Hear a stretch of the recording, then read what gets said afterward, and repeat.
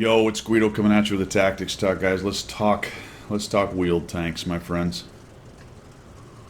I may have to put some vacation, as my dad used to call it, in here,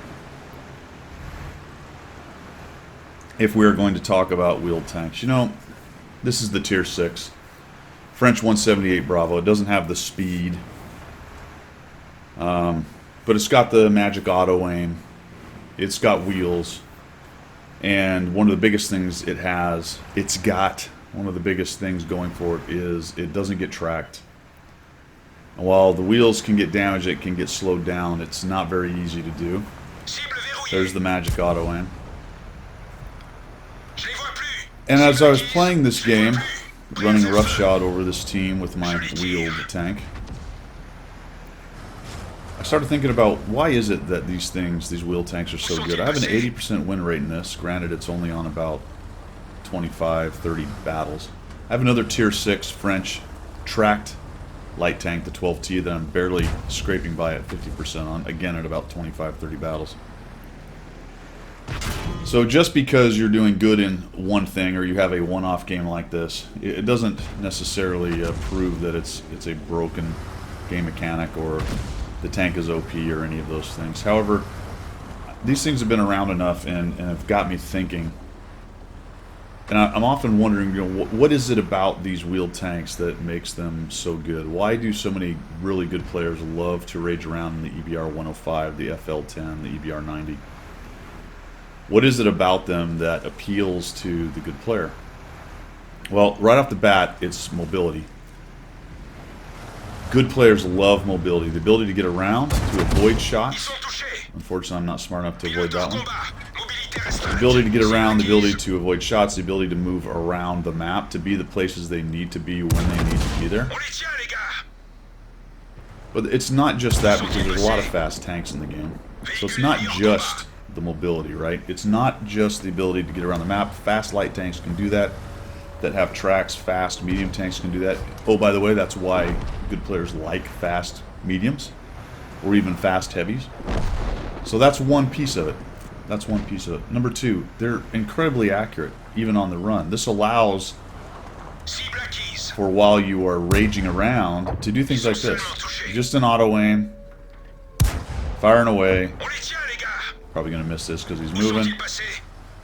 Not very difficult to auto aim right there. Didn't have to highlight the guy, just had to get kind of near him. So the accuracy of these tanks is pretty incredible. The ability to auto aim so easily, or relatively easily.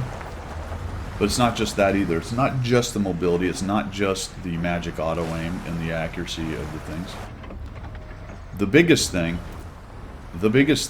is the ability to not get tracked. The ability to not be tracked. That particular game mechanic is so fundamental to this game. And whether it was intended to be or not doesn't really matter. The developers developed the game. It's been out there in the wild for a long time. This game has. But one of the things that is developed that has minimized the ability of very, very good players and very mobile tanks to dominate even more than they do, because they do already, is the fact that if you make a very bold play using that mobility, you do have the danger of being tracked and pinned down. And once you get tracked and pinned down, it's very much easier for good players to take you out. But these things, that doesn't happen to them.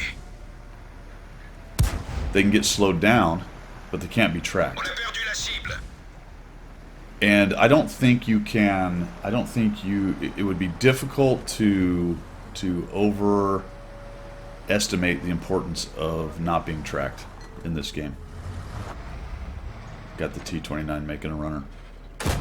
So the importance of mobility, the importance of an accurate gun, the importance of magic auto aim that makes it much easier to use the mobility and the accurate gun, and then just the mere fact that you do not get tracked in these wheeled tanks. Slowed down, yes, sometimes, but not tracked.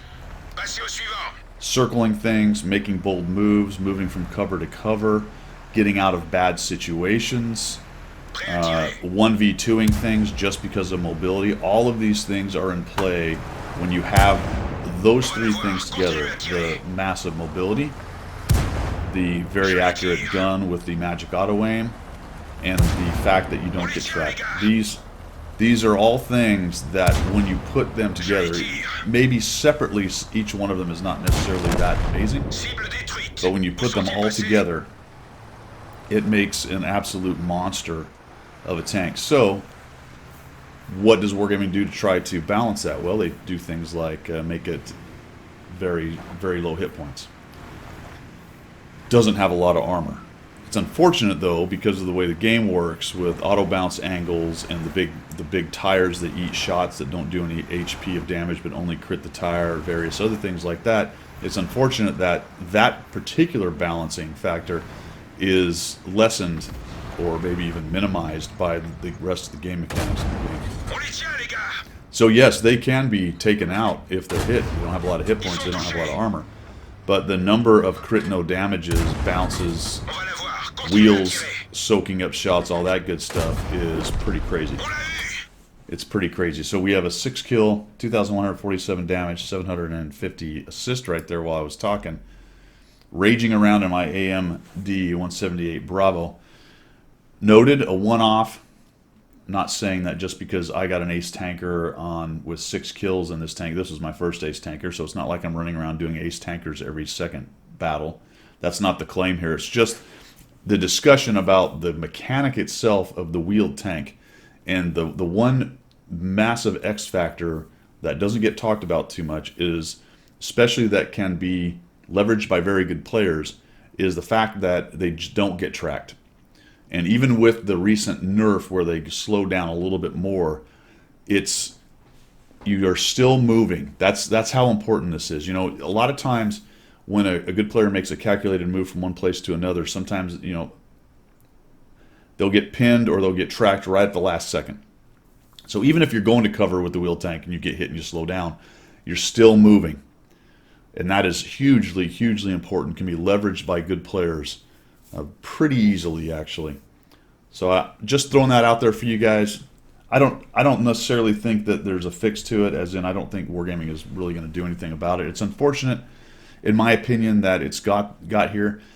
I personally think if you take away the magic auto aim on these things, that it would go a long, long way to bringing them a little bit more under control, turning them into more of a mobile scout and much less of a damage dealer as far as the danger of that goes, and maybe even nerf the accuracy a little bit.